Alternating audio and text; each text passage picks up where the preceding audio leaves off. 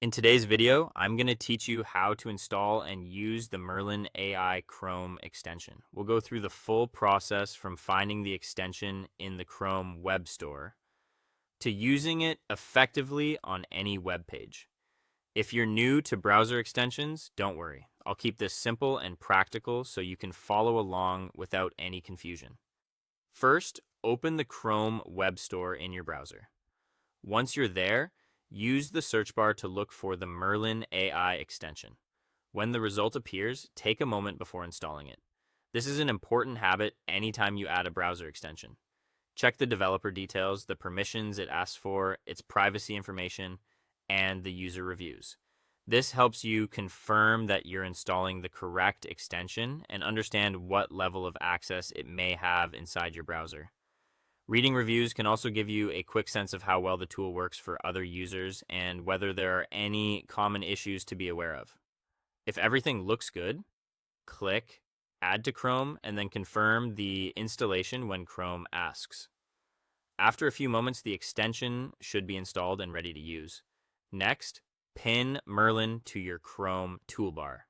This makes it much easier to access whenever you need it, especially if you plan to use it regularly while browsing, researching, or writing. A pinned extension stays visible, so you don't have to dig through your extensions menu every time. After that, create an account or sign in to your existing Merlin account. Follow the on-screen prompts and complete the login process so the extension can unlock its features. Now open any web page where you want to use Merlin. This could be an article, a blog post, documentation, or any page with text you want help with. Highlight a section of text or activate Merlin using its keyboard shortcut if you prefer working faster.